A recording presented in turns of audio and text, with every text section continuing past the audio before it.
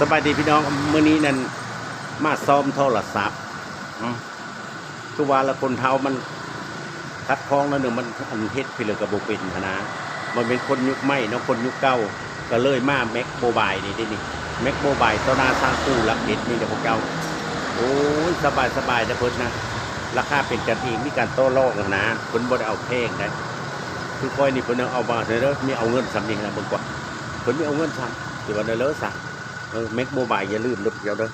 แม็กโมบายเนี่ยอย่าลืมเด็ดเทได้มาแล้วต่อหน้าสร้างกู้นี่เลยหน้าคนยิ้มแย้มเพียนใสเพื่อนกับห้องคนอยู่บัดนี้แห้งคักนะแห้งคักก็ตะเก้านั่นนะพอดีมันสายสวยกับธนาคารการค้าต่างประเทศนี่เดี๋ยวนี้เด้อพี่น้องเอามาเด้ออย่าลืมอย่าพลาดนะต่อหน้าห้องเห็นสร้างคู่เดี๋ยวป้ายเขาเห็นสร้างคู่นี่นะมันนี่ห้องเห็นมัธยมอุดมปฐมสาธิตนี่นะนี่บนลานค่อยเห็นนั่นนี่แหละตัวนี้นะทางเมื่อสายเดชเวียดนามอยู่ด้านหนังพลกว้างจีพลอันนี้นะทางเมืองเวียดนามอันนี้ทางเข้าในเมืองนี่ตัวนี้นะทางเข้าในเมืองอันนี้ทางไปคาสิโนนี่ตัวนี้เด็กคาสิโนไปคาสิโนนะสางเราเบอร์อยู่คาสิโนอยู่สวรรค์เขตซิตี้เนี่ยวงเวียนไดโนเสาร์ไปทางกันนี่ไปด้านนี้อันนี้เมื่อเสด็จเวียดนามมันนะเสด็จเวียดนามแล้วถึงเวียดนามทับอันนี้เส้นทางเลเก้าอันนี้แม็กโมบายก็อยู่นี่แม็กโมบายนี่มาแล้วเด้อพี่น้องเด้อมาอุดหนุนกันเด้อนี่คนเซาอยู่ด้านนี้นี่อย่าลืมจะพลาดในสายเสาดิต่อกันกับธนาคารการค้าต่างประเทศนี่บ้านอุดมวิไลเมืองไกรสอดแขวงสวรรณเขตอย่าลืมละพลาดที่เจ้าอย่าลืมไหนมาอุดหนุนกันเด้อเขาก็มาตอนนี้นั่นนี่แหละส่วนหลายก็มาพันมีเอางดเอากระคึดรักอายอยู่ได้เนาะพันน้องนุ้งลุหลานพันบ่เอาคนน่ะมันเป็นนั่นแหละสะดวกสบายพวกเจ้ามาโลดครับเมืองลาวเลยสวรรณเขตแต่นี้นะโอเคเนาะพี่น้องเนาะติดตามทาง YouTube เด้อพี่น้องเด้ออย่าลืมเด้ออันซื้อ YouTube กับแม่ใหญ่ยงลาวแล้วได้เดี๋ยวนี้ได้ตัวไทยเด้อแม่ใหญ่ยงลาวอย่าลืมอย่าพลาดได้สิเจ้าเด้อพี่น้องกดไลค์กดซับสไครบ์กดกระดิ่งให้ได้เด้อพี่เจ้าเด้ออย่าลืมแม็กโมบายโทรศัพท์คัดกรองมาโลดเป็นซิมแปลงไทยหน้ากาดติดหน้าจอ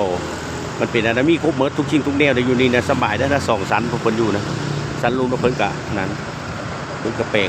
กลางคืนมาเพิ่งนอนอยู่สันเทิง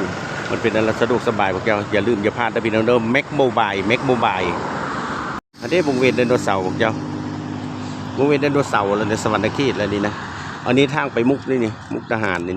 อันนี้ทางลงมุกทหารสวรรค์เขตคู่มิตรภาพเพลงที่2ของสวรรค์ของแขวงสวรรณเขตพวกเจ้าวงเวียนไดโนเสาร์อันตัวเซิงตัวนี้ไปเข้าไปในเมืองแล้วก็นาทางลงปากซี่จำปาสักลงใต้อันนี้ก็พูดเลยผ่านอันแม็กโมบายมากไปแล้วนี่นะทางเลเกาเนี่ยเมืองเวียดนามพวกเจ้าอันนี้รถละเมืองลาวแต่นี้แหละเบิ่งเอาละพี่น้องไดโนเสาร์ดินเดนไดโนเสาร์ดินเด่นในแนวเสาเต้าล้านปีครับล่ำซี่จังหวะล่ำตั้งวายล่ำผู้ไทยล่ำคอนสวรรค์ล่ำบ้านซอกอันนี้แขวงนี่นะอนุรักษ์มันมีแต่ละเขตเลยคอนสวรรค์ก็เป็นเมืองจำพอนแล้วแหละตั้งวายก็เป็นเมืองสดแล้วได้เนาะสิวันเดลซะล่ำผู้ไทยกับเมืองอัศพรเมืองวิลาเมืองสิปูนล่ะผู้ไทยแถวนี้นะมันเป็นอันดับ30ตัวเมืองนะลำคอนสวรรค์กับเมืองจำพอนนี่ล่ะต้นฉบับของอันลำคอนสวรรค์พวกเจ้าเบิ้งเอาแล้วนี่นะเด้อพี่น้องเด้ออย่าลืมอย่าพลาดเด้อกดติดตามมาเด้อทาง YouTube นะ2 YouTube นะแม่ใหญ่ยงลาวนะเป็นซื้อไม้แล้วมันเงาโปดลาไส้เบาแม่ใหญ่ยงลาวแม่ใหญ่ยงลาว